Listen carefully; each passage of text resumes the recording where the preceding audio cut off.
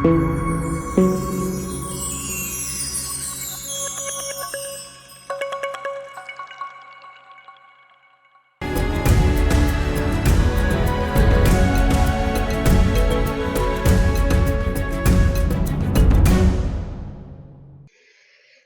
welcome to Uncovered with Fazlin Fransman. Today we're speaking to social activist, social media influencer. I don't know if she can term herself. We have Tashneem Abrahams. She hosts her own show called Intellectual Intercourse. I think we can kind of figure out what that means. Tashneem, welcome. Hello, Fazlin. How are you? How are you doing? It's been such a long time. It's been years. Yeah, I'm doing well. I'm doing fine under the circumstances. Yeah, true. So you've launched your own show, Intellectual Intercourse, which obviously has taken place now in this lockdown period. Like, tell us a little bit about what that is all about. And the name, obviously, it's like quite provocative. So give us a little bit of an idea of where your thinking is. So I'm part of this other group called Big Screen Hooligans, and I had a friend in there. His name was Ramiz. He passed away a couple of years ago.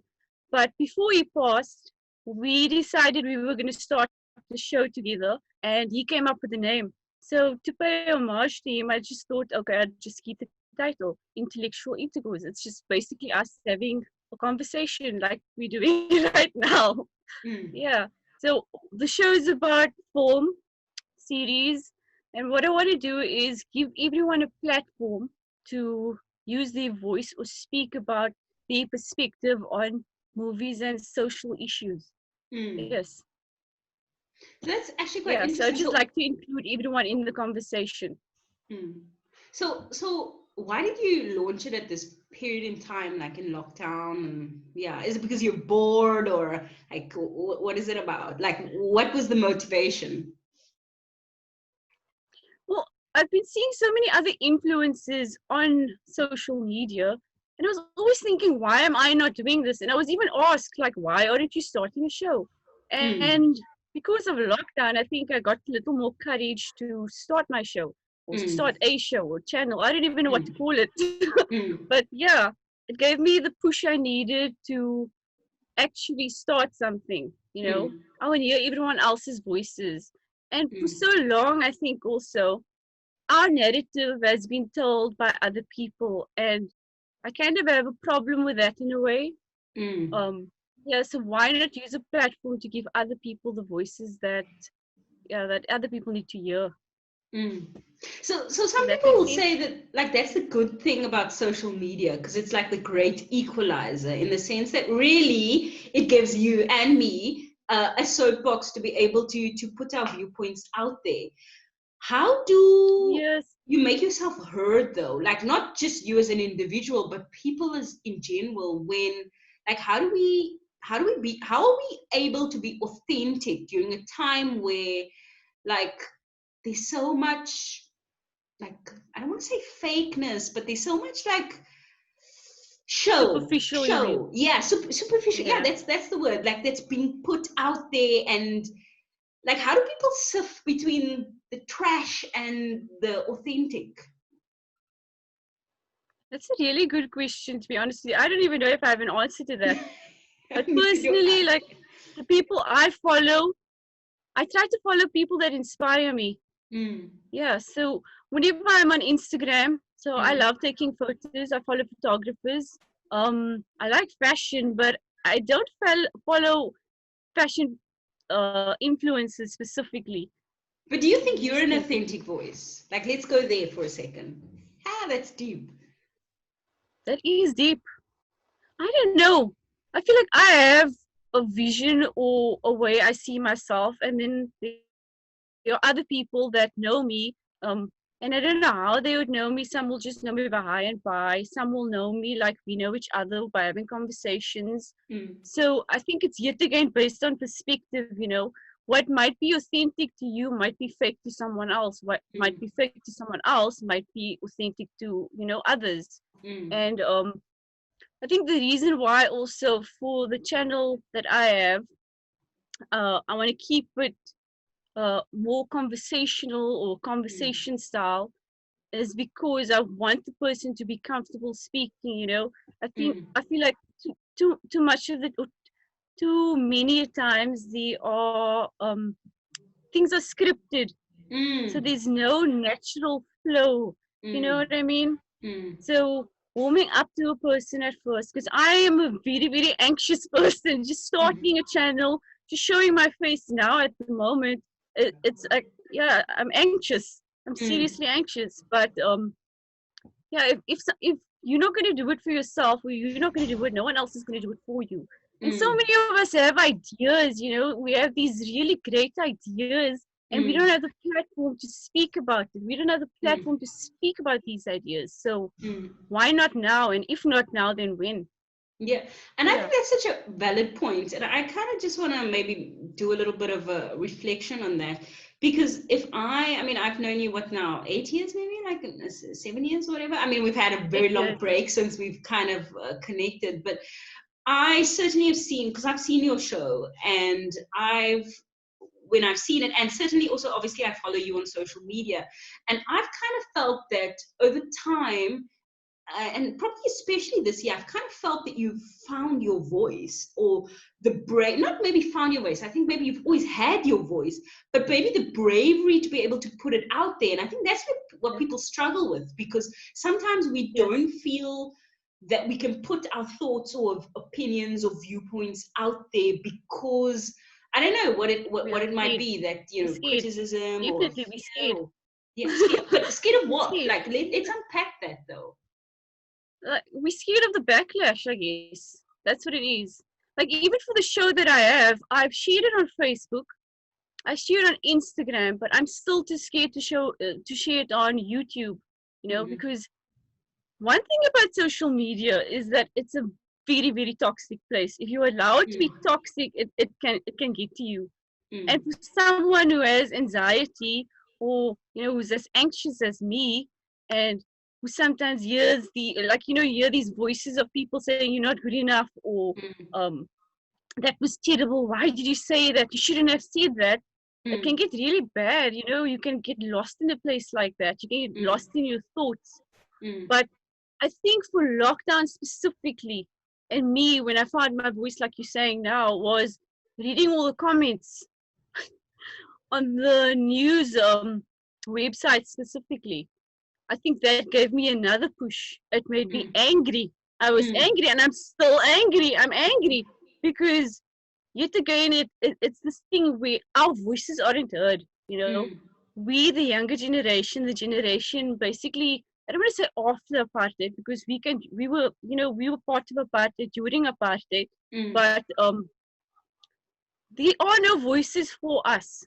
Like, we were just speaking, can I say that, you know, we were speaking about political parties, you know, and ANC, DA, I hate this idea people have that there are only two parties, you know, there are only two parties. It's unfair to think like that. There aren't only two parties. We have so many other parties, but they're not given the platform to share their policies or to share their views. And I'm only speaking about this again because this is what made me angry.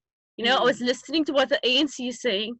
I was getting angry at what the DA is saying, because everything they spoke about was just about privilege, and it was about elitism, and they were ignoring or neglecting us yet again, us people on the Cape Flats, or us people who are, you know, the disadvantaged communities, basically. So I think that also pushed me to speak up a bit, you know, to be a little bit more comfortable about what I'm saying. It's not like I'm trying to offend everyone. And that's also the other problem. You're asking me, why are you scared? I feel like when you start a show, or when you do anything and it's in the public eye, people have this one-dimensional view of you. So because you're speaking about one thing, you can't have other likes, you can't have other passions, you know. You're just this one-dimensional character that they've created in their mind, or this image that they've created. Okay, you just know about movies. Okay, you just know about social issues. You know, you don't have a sense of humor because this is who you are. So someone else is painting a picture of who you are, basically. Yeah, I think it's that. No, I get you. I get you 100% because, you know, when I started, so I mean, I have had been on obviously we worked together at a radio station, and I had like been on interviews on TV and stuff. So speaking publicly I didn't have an issue with, but speaking publicly with my opinion or my viewpoint for me was the same struggle that I went through, like that you're articulating. And so it was about last year this time actually when I first uploaded like an IG video of me like saying something like on a particular topic. I can't remember what it was. And I was really encouraged by like a member of my family, like just do it, like make it light, make it like fresh and like under a minute and whatever. And I was so like, and this is somebody that supposedly has like self-confidence, that has been like on these platforms, has spoken on issues. And I felt very self-conscious, but not because I doubted myself, but on the very point that you were raising, in that people will put you in a camp. So if I said, for example, something anti-ANC, people will assume that it's in the DA camp. If I say something anti-DA, they'll put me in the ANC camp or an EFF camp or whatever it may be. And then people either feel that they can or can't connect with you. So it's also, so for me, in that was something I had to get over.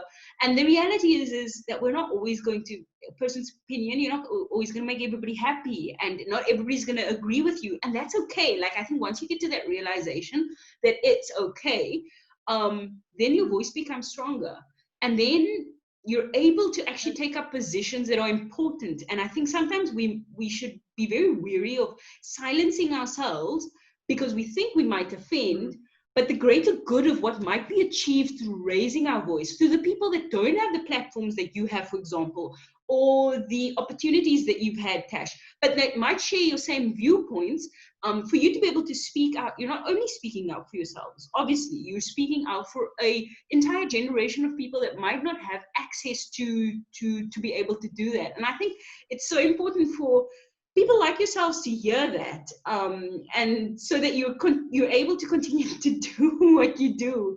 So yeah, I just want to actually want to interject with that aspect, but I wanted to go also in a slightly different direction. I wanted to talk about like connectedness during this time of like complete disconnection. Like we're being told we have to stay at home, we shouldn't go to work if we don't need to, we should try and avoid supermarkets, and like it's all like a apocalyptic movie that's playing out in reality and in our minds, in terms of like this impending doom that is out there, this big danger.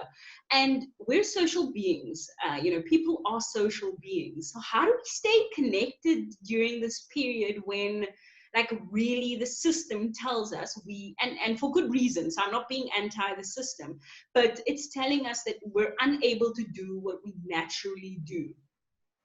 Yeah. Well, the Zoom. Yeah. How do we stay connected? That's a good question. Also, Fazlin, we just think staying connected. That's a hard question also. I don't even know how I've stayed connected. The only way I've stayed connected with people is video call. Calling someone up, asking how are you doing, what's your mental state like. And that's an important question, to ask someone like, how are they dealing with this. And there are people I've lost touch with, and it's completely my fault as well, because you used to get lost in the things that you're doing, that you forget about other people in a way. That sounds selfish. No, but I get it though, right? I mean, everyone has their own thing going on also at the end of the day, and I think we should make time for each other. Like we just said now, video call is the best option. We're actually really lucky to live in, to live in a world where there is this way we can connect to each other. We might not be able to touch each other, but we can still communicate. We can still see each other. We can still do things. Like when it's Eid, for example, I suggested we have a Zoom call with the family and start eating the same time. Keeping these traditions alive, using being creative, using Zoom or using video call. Yeah. So that's actually such a valid point because like before lockdown, people used to say around social media that like as much as it's a connector, it's also a disconnector. But do you think that's kind of been flipped on its head, like now during the lockdown period? I think what you just said earlier about people showing, like uh, there's an upside and a downside to social media. This is obviously the upside, us speaking, connecting. The downside is the, like you said, the authenticity.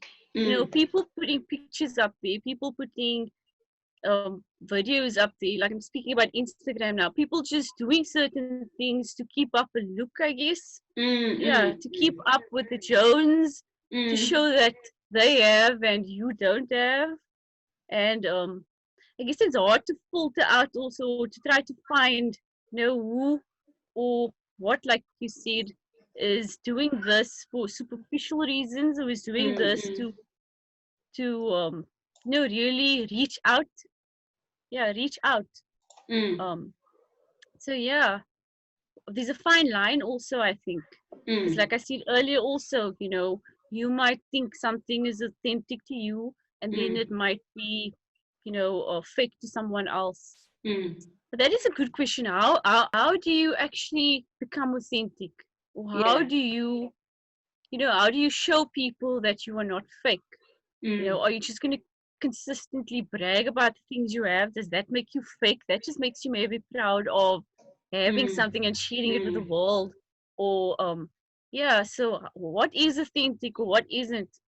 I feel like, and who decides? Yeah. now and then you can show pictures when you are beautiful and when you feel good, but there's nothing wrong with also showing pictures where you just feel crappy one day, or you're just having a hard time, you feel depressed, you feel anxious, showing that side as well, not only the one side of always looking good or feeling good. That is a really, yeah, Fazlin, I'm actually going to think about that. Yeah, but Because even though, no, sorry, good. No, you go.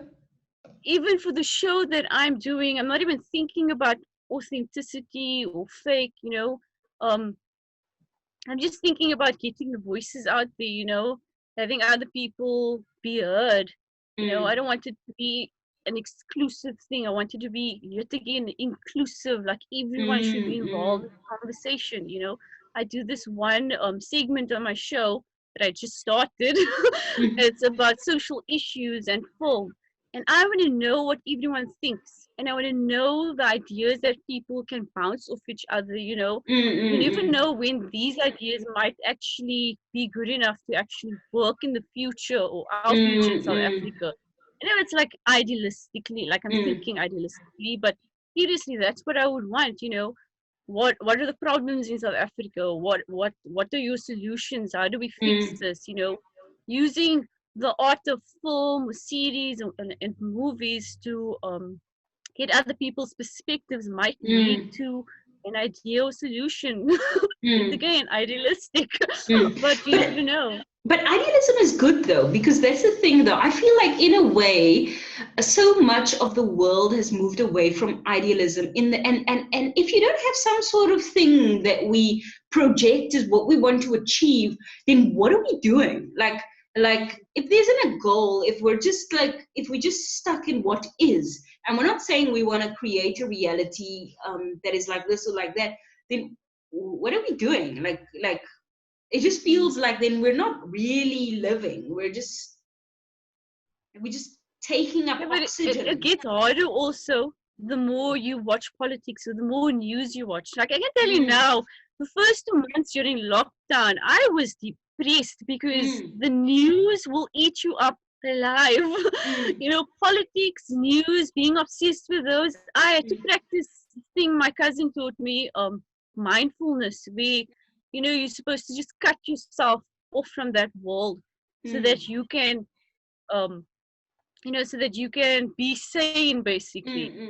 Because it was just negative, like it was just negativity on the news, on my news feed specifically. This is happening, COVID this, COVID that, DA this, DA that, starting fights with racists. Mm-hmm.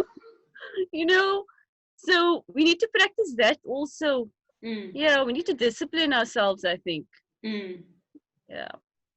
Yeah, and I think that's probably the challenge of this age, because for me, I will want to concur with what you said. Like, it's so easy to just pick up your phone, like maybe you're doing nothing, pick up your phone and you scroll through your Facebook. Let's just use Facebook as an example. You scroll through your news feed, and it's stats on how many people have died. It's stats on, how the virus is spreading. It's it's articles or research that's being shared on like the impact of this virus. And unless you block that out, I feel like a person can be completely drained, because it's like reliving a traumatic experience over and over and over again. And I think right now we as a general population of the world, we're so focused on the people that are infected, right?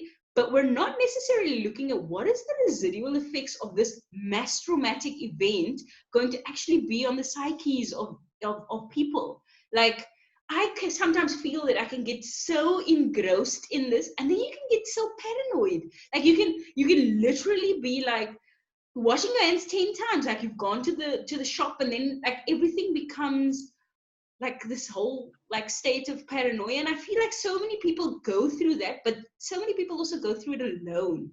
And like and that's why I think it's so important to have these conversations, actually, so that people feel that there's like some level of connectedness in a way. Because wow, just scrolling through your newsfeed can like completely put you in a different state.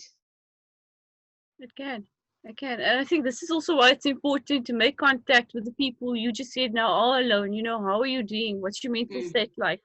You need anything? Can we speak? Doing the simplest things. Like, I know I have a friend in the UAE, and obviously we don't see each other, but when we have time, we sit together and we do our makeup. It's the simple things that it's just the simple things that make you happy at the end of the day. Put a smile on your face, put a smile on someone else's face. And I'm not saying that I've kept up to date with everyone during lockdown. I'm also bad. I haven't, spoken to certain people. I haven't made the phone calls. And that's terrible of me, and you're making me realize this. I should pick up the phone. I should call the people that I care about, to love, and remind them about this, Yeah. I have one last question, and I'm really interested to see how you're gonna, sort of respond to it. I asked it to somebody else that I was chatting to earlier, so I wanna see what your response will be. It's a twofold question, so I'll start with the first component. Are you afraid right now, with everything, with all this tragedy, this Shakespearean play playing out before us?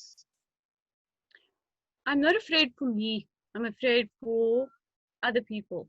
I'm afraid of losing someone I care about. I'm afraid that my father will go out and forget to wash his hands, I'm afraid my two sisters with comorbidities, they pick up something that's, I don't know, they just pick up COVID. That's what I'm scared of. I'm scared of my niece who's 2 years old. I'm scared of her getting sick. So for me getting sick, I'm not that worried, but other people, or me picking up the virus and giving it to someone else, that is what I'm most afraid of. Yeah. So how are you coping with that? So yes, fear? I am afraid. Yeah. So how are you coping? How are you coping with that fear? You just said something now, and I was just speaking to someone about it, about the trauma. No one is speaking about the trauma that we're going to be left with, after COVID. Even if we get the vaccine, inshallah, Amin. We are still going to be traumatized human beings. And I was making this joke, if we haven't had OCD before, we definitely have OCD now. No doubt about it. We have OCD. So the way I'm managing it, or trying to manage it, is with my OCD. I'm just embracing my OCD. I get up in the morning, I start spraying everything, I start wiping, we have someone here who works, and I make sure that there's always, and I watch the person yet again, obsessively watching the person to see that they're always washing their hands, cleaning their hands. I I clean. I constantly clean, and that's how I think I'm coping. Cleaning and zooming, zooming and cleaning. That's it. And you see, the thing is that obviously trauma will, or this trauma, specifically this trauma, will affect different people differently, and different people will have different coping mechanisms in terms of how to deal with it. And so for you, zooming and cleaning is the way to go. I mean, I'm still trying to figure out what my coping mechanism is, and I've been asking people the same question, and in a way, I'm still asking myself, like, am I really even coping? Like, am I? Like, sometimes it's easy to escape from this reality, like to get into a series or to get into work or whatever it may be, and kind of distance yourself. And maybe that is my coping mechanism. I don't know. But at the end of the day, you got to come back to reality. And But that's also the thing. Do you think you are coping by trying to escape the reality, though? Don't you think embracing the reality of it all is better than trying to escape it? That way, you have control of the situation. Because I'm just thinking now, it's all about control. You are trying to control something, I'm trying to control something. Cleaning is a way of controlling, speaking on Zoom, it's me having control of something in my environment. Like, we can't control the virus. So that's how we cope by, I think by control. And I think that's a beautiful lesson, though. Like in terms of a life lesson, actually, there is to realize that in actual fact, the only thing you can control is yourself and how you choose to respond to things. The external environment, there is no control over that. And I mean, I think many people probably feel a little bit like lost or helpless within that, because people generally, they have routine, they have certain things that they do, certain like normalities in their life, and now they don't have control over it. They're unable to do that. So I think there's a beautiful life lesson in that, in understanding that we can really only control what we do. We cannot control external environments or other people for that matter. Yeah, I think when it also gets the worst, I think there's this remembrance of Allah, that whatever is supposed to happen will happen, and that's supposed to be your philosophy in life as well as a Muslim, So when and it shouldn't be when things get, the worst, when you're having that panic attack or that anxiety attack, and you're practicing the breathing, and then you have that remembrance of Allah, it's in Allah's metaphorical hands. You can't do anything. You just have to learn to accept it. And then, these waves come over you of, okay, it's going to be okay. Just try and calm down, try and relax, try and just let go of that control also, in a way. You know what I mean? That's possibly also, like, you touching on such valid points, because that's possibly also another lesson, a divine lesson that we're supposed to be learning in a way here, is that ultimately things are in God's, as you say, metaphorical hands, and there are certain things that we kind of have to relinquish control of. And sometimes our desire to control situations or outcomes is perhaps why we're feeling so panicky. So I think that even that is a great lesson. And I mean, there's so many questions, philosophical questions, why we can ask about why this pandemic, what are we supposed to take as a global community out of it? Are we like is there a component of the type of life that we've lived, right, as a global community? I'm not speaking now individually, but like globally, right? What is it that we've valued as a global society over the last 20 years? Has it been fame, fortune, money, greed, all of those things? Has it been work? Has it been like being out, like whatever it may be? Most of those things we're unable to do, right? Now, I'm not saying all of those things are things we shouldn't be doing, but I think one of the things about this whole lockdown is it causes us to reevaluate what is important. I mean, most of us are stuck at home with our families, right? And I'm using stuck obviously in a tongue-in-cheek type of way. But here we have 3 months, 4 months, however long this lockdown thing will last, an opportunity to connect in a way probably that we haven't connected in years, simply because we've been so busy out there doing all these other things, which I'm not saying are not important, but I'm saying that could also be one of the lessons we probably as a global community we need to take out of this. Yeah, but the problem I feel like, I think we as humans have, and the fault that we have is we are, in a way, momentary creatures, You've seen this now, even with COVID. I always used to think civilization for me, basically, whenever I read about all the civilizations or everything that happened in the past, I always had this question of, but why is the cycle happening over and over again? We learned that colonialism is bad, and yet it's still happening right now. It's like the cycle we are not breaking, which is the same for COVID. We know we're supposed to wear a mask. We know we're supposed to wash our hands constantly. But if you walk outside certain places, it's like people forget, because yet again we are momentary creatures.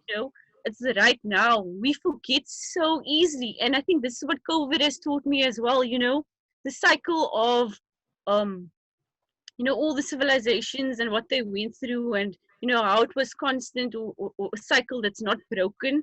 It's because of our fault of being momentary, because we forget, and I think that's our problem as well. The fact that we forget and we don't try to learn from our mistakes. Yeah.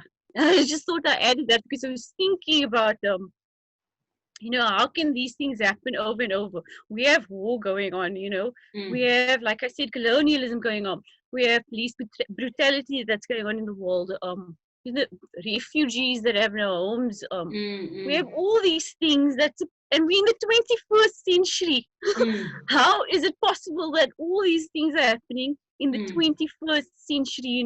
The cycle that civilizations, and I'm saying civilizations because I'm just thinking of everyone in the past who you've read these stories in history, and yet it's still happening. It's happening because we have faults as human beings, and one of it is because we're momentary creatures. We don't, we just forget too easily. Yeah, we forget too easily. And I think that's it's just making me think also. No, go ahead. Go ahead. Making you think of? Yeah, I'm thinking about also, like, you have in the USA, you have Black Lives Matter that's happening now. And I'm quite shocked that it's not something that's as big as it is in America or in European countries, and it's not as big here by us in South Africa, where we are only 26 years in did we forget that easily? Did we forget that easily the struggle we went through? Did we forget that easily that, Palestine and Israel, and I know the Chief of Justice just said something so upsetting recently. Like, how could we have forgotten that easily when we were part of the struggle for so long? I expected, and maybe I shouldn't expect, I should have started my own campaign speaking about Black Lives Matter, but I mean, I'm just trying to point out how easily we forget. Yeah, but that's actually a very valid point. But I also think it's largely become, and I'm only referencing South Africa now, where we historically were community driven, like in terms of the way we orientated. So if you look at the concept of like Ubuntu, right? It's a traditional African concept in terms of the way we orientate as a community, but then also looking at how we raise our children. And certainly in other communities, we could see that. We could see that, for example, in what you would consider the colored community. You can see it certainly in the white Afrikaner community. So you can see it in different communities in South Africa, Indian community as well. What I've noticed over probably the last 10 years, maybe, and I say 10 years simply because I feel that I've been enlightened in seeing it, is that we've become a people of individualism.